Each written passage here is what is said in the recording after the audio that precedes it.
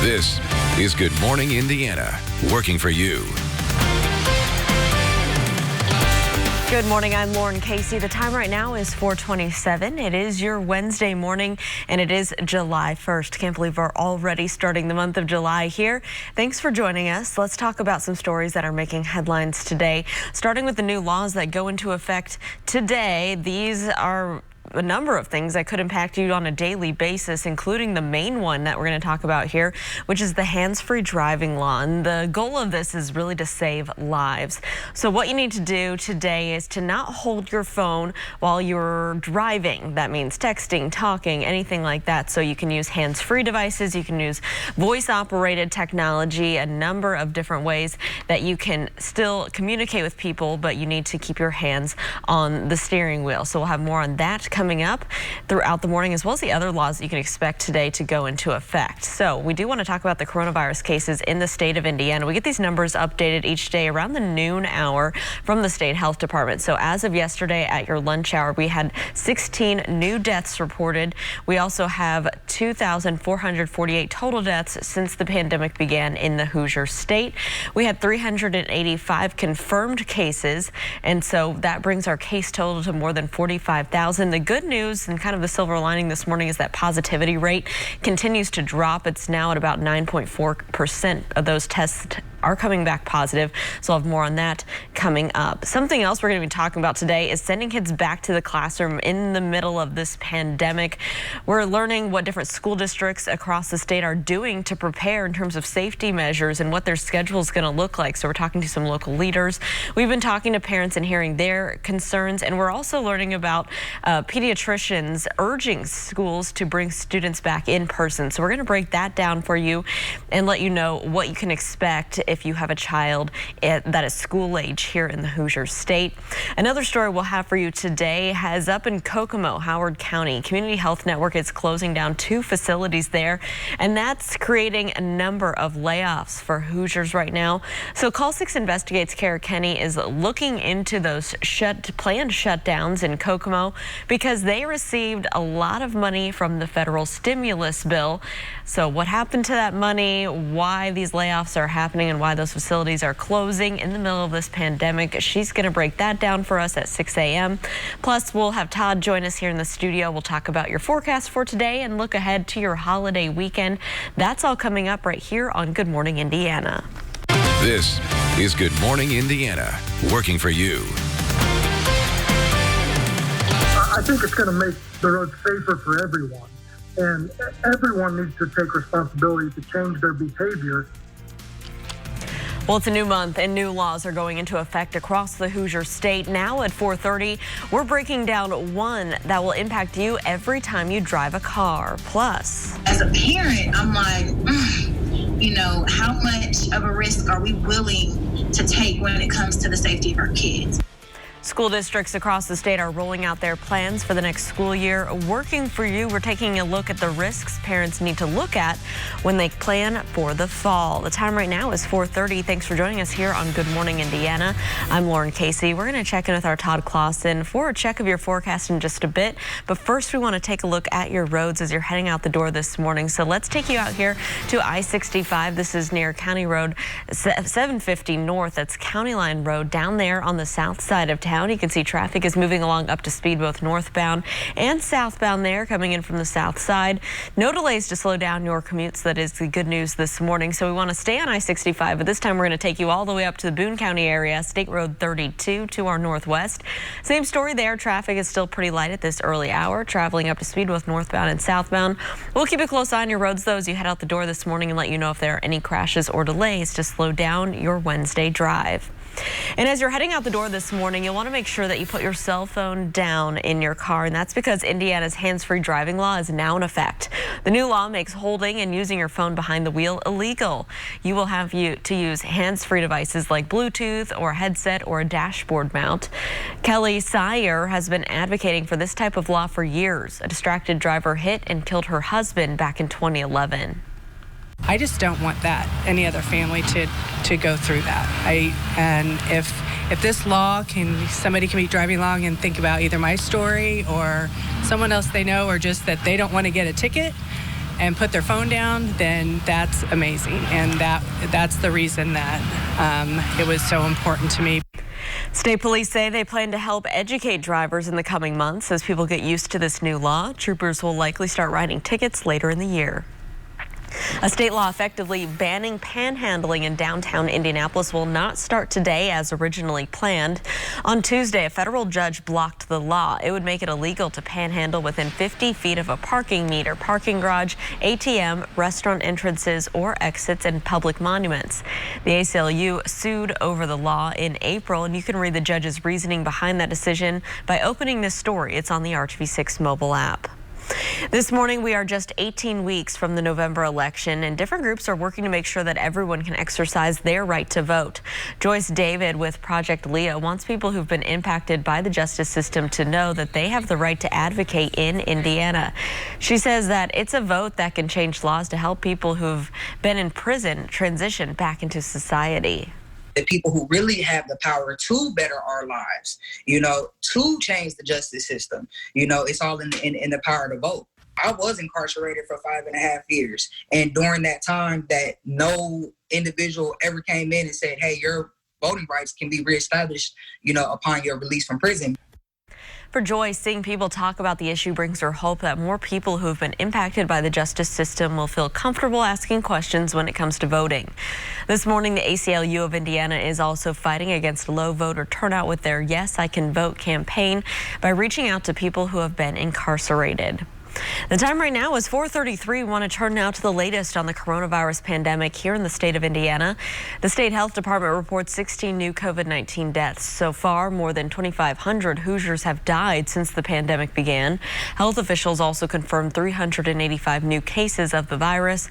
So far, 45,594 people in Indiana have been diagnosed with COVID-19. Here is some good news. The positivity rate of those tested has dropped to 9.4%.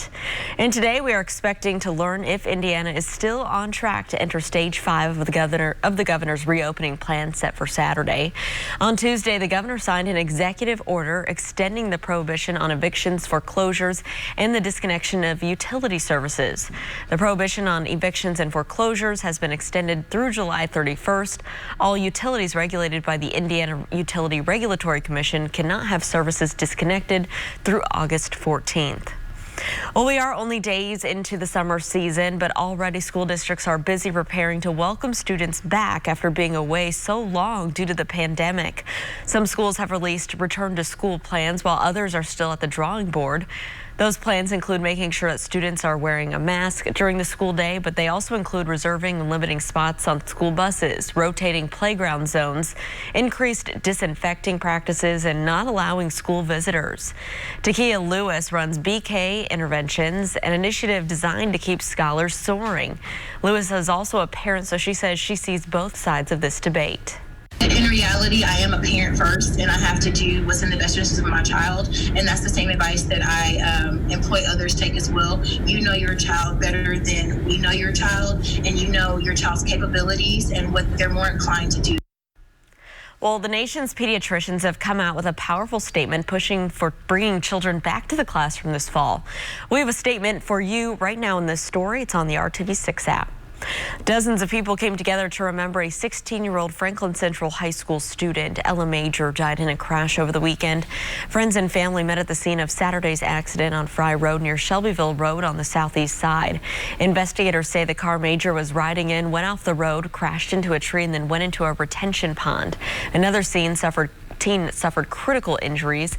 Major's sister says she's grateful for the community's support. But my sister obviously means so much to people, and I can't thank everybody enough for coming out today, and I love you so much. People always ask, like, what can we do? We love to hear stories, see pictures, because Ella was just such a bright light. She loved everybody. Well, the crash has sparked a growing push to add guardrails to the curve where that accident happened. We reached out to the city county councilor who represents the area. Brian Mowry tells us that he talked to the director of the Department of Public Works to help jumpstart the efforts to add guardrails. DPW engineers must examine the site before making a recommendation. Of course, we'll continue to follow that process. As thousands of people in Indiana remain out of work during the pandemic, Amazon will soon be hiring Hoosiers in Johnson County. Amazon announced it's bringing another fulfillment center to Whiteland. The company has not said how many jobs the new facility will create, but it's expected to be similar to the fulfillment center you see here that opened in Greenwood last year. Amazon's new fulfillment center will be at the Whiteland Exchange Business Park that's near I-65 and Whiteland Road. The allegation is true and the president did nothing about it. It's betrayal of the highest magnitude. Lawmakers are still pressing for answers surrounding the president's briefing on a reported bounty placed on U.S. troops. This morning, why the White House is questioning whether or not the intelligence is true. And we're getting excited to go play basketball and really look at this as a unique experience. Basketball is back. There's less than 30 days until the NBA resumes game. Just ahead this morning, how the Pacers are preparing for the return to the hardwood. And we're off to a quiet start this morning, but it is warm in the temperature department, and it's only going to get warmer. Todd Clausen is here to break down just how far into the 90s our thermometer could go in your Storm Team 6 forecast. The time right now is 4:37 here on your Wednesday. We'll be right back. Weekdays from 4:30 to 7. Welcome back to Good Morning Indiana. The time right now is 4:41. Here's a live look up in Fishers. Good morning to you. I-69, a view here near 106th Street where traffic is picking up and traveling up to speed in both directions. No crashes or delays in this spot to slow down your commute. A possible financial trail this morning amid reports Russia may have paid bounties to Taliban fighters for killing American and coalition troops in Afghanistan. ABC's Inés de la Cotera reports the White House still won't say whether President Trump received written intelligence on the matter. Overnight, the New York Times uncovering a possible financial link between Russia and the Taliban. Writing American officials intercepted electronic data showing large financial transfers from a bank account controlled by Russia's military intelligence agency to a Taliban-linked account. Adding analysts have used other evidence to conclude the transfers were likely part of Russia's effort to offer bounties for the killing of U.S. and coalition troops in Afghanistan. The White House refusing to say whether President Trump was briefed on the matter through his presidential daily briefing, or PDB, back in February. The PDB is a top secret document that is widely disseminated among government. I will never sit here and confirm or deny what is in a top secret document. And when asked if the president reads the intelligence he's given, the president does read, and he also consumes intelligence verbally. This president, I'll tell you, is the most informed person on planet Earth when it comes to the threats that we face. President Trump has dismissed reports of Russian bounties as possibly another fabricated Russia hoax, even as his administration briefed some House members on the matter. The president called this a hoax publicly. Nothing in the briefing that we have just received led me to believe it is a hoax. America's adversaries should know, and they should have no doubt, that any targeting of U.S. forces by Russians, by anyone else, will face a very swift and deadly response. Today, congressional leadership known as the Gang of Eight will receive their own briefing. The Times reports House Republicans briefed on the matter were not told about the intercepted financial transfers. Inés de la Cotera, ABC News, Washington. Well, here's something you want to pass along to your family and friends this morning. The extra $600 of weekly unemployment benefits they're receiving may expire a week early. The extra money is set to expire on July 31st. It may end early in some states due to a technicality. The last day of the extra payment is a Friday, but in some states, unemployment payment cycles end on Saturday or Sunday, meaning some people will only see the extra benefit until July 25th or July 26th. New this morning, calls for emergency services have been on the decline since the start of the coronavirus pandemic. The University of Buffalo finds calls to 911 declined more than 26% since early March. That's compared to the past 2 years. Researchers say it could be because people are afraid of contracting COVID-19 or an effort to not bother medical facilities overrun by coronavirus patients. The study also found the lack of 911 services could spell financial trouble for EMS services. Here at 4:44, we want to check in with Todd Clausen. Todd, good morning to you. Looks like we have some visibility issues out there. Yeah, they're just minor visibility issues here, Lauren, with some patchy fog that has settled into spots, and it's mainly in some areas that saw some rainfall yesterday. So it's not a huge problem, but where the fog has settled in here over towards the Greensburg area, which does include Interstate 74, it is really, really thick. So just quickly want to point that out for you here in downtown Indianapolis, though no visibility issues for us. It's a pretty quiet morning, and overall today it is going to be pretty quiet from start to finish for us, with a lot of sunshine and the heat that is going to continue as well. Just a few clouds this morning on the far western side of the state. Otherwise, it is nice and clear here off to the east. We'll expand out for you. Pretty good cluster of storms moving through Iowa. These are going to dive down to the south, though. You do not have to worry about those in your forecast here for the day today. And we'll just build in the potential for a few isolated showers during the peak heating of the day. I mentioned earlier in the week, each day as we got closer to the holiday weekend, our rain chances would decrease, and that's going to continue here throughout the day. Today, Monday, we had numerous storms. Yesterday, some spotty storms around in the afternoon and evening. And then look what happens today as we advance onto TrueCast. It is just a stray shower or quick downpour here and there across the region. In fact, if you saw one of these, you'd probably be pretty unlucky, because most of us are going to make it through this Wednesday completely dry all across the area. What has not changed, though, is the humidity out there. It's still really, really high, 60s and 70s for your temperatures here this morning with that high humidity. 69 in Bloomington, 68 in Greencastle. Indy's at 72 degrees, 71 as you make your way over into the Connorsville area. So today we'll have mostly sunny skies to start. Look at the warm up, already 82 degrees by the time we get to 11 a.m. as we continue throughout the course of the day. 87 degrees by 2 p.m. and then high temperatures today will top off right around that 88 to 89 degree mark. Wouldn't be shocked maybe if some areas get close to that 90 degree threshold later on this afternoon, or at least over 90 degrees, especially off to the west. Temperatures overnight tonight going down into the 60s, and this is going to be a common theme in this forecast, with high temperatures that'll be right around 90 degrees and low temperatures right around 70 degrees. Tomorrow, we take any mention of rain out of the forecast. It's a dry day for us with temperatures that'll be topping off right at 90 degrees in many locations. It's a hot day, and then as we transition into your 4th of July weekend, we are talking about high temperatures that are going to be in the low 90s. One change I did make, or a little tweak to the forecast, is I pulled most of the shower chances, and they weren't all that great, out of the forecast for Friday and Saturday. Could be a stray storm, but I don't want to even put a percentage on it. The chance is that low. And then as we get into Sunday, a little better chance of some isolated storms, but look at that heat all the way up to 93 degrees. It's a very hot 7-day planning forecast for you, as temperatures will be above average all the way into the middle of next week with those highs in the 90s. A little better chance of some scattered storms, as I mentioned, on Sunday, and then building into the area as well, Lauren, on Monday and Tuesday. All right, Todd, thank you so much. Let's take a live look right now at traffic as you're heading out the door. This is I-70 near High School Road. Keep in mind, we still have the westbound lanes of I-70 closed between the South Split downtown all the way over to the west side at 465. Collector ramps still remain open in that area. And overall, the eastbound traffic is traveling up to speed through that spot this morning, so that is good, great news.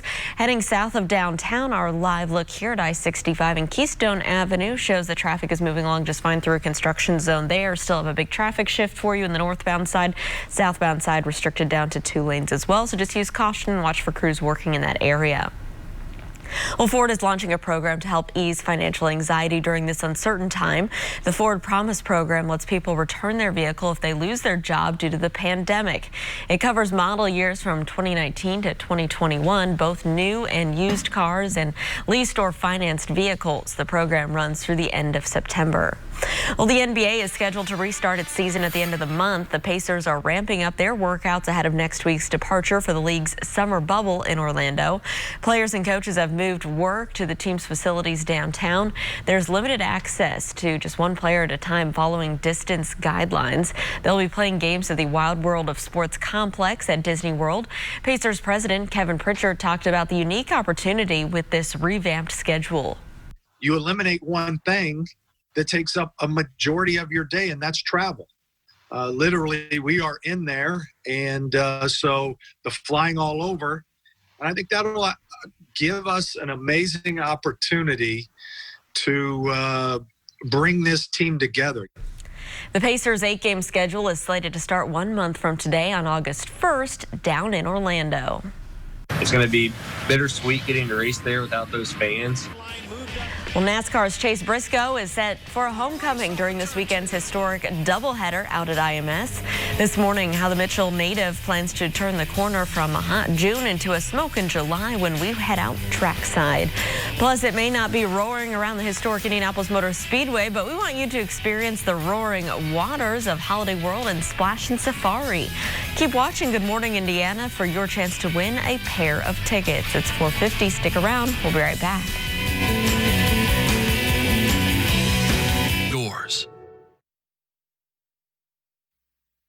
Welcome back. It'll be without fans, but NASCAR's drivers are looking forward to being back at the Brickyard for this weekend at the Indianapolis Motor Speedway.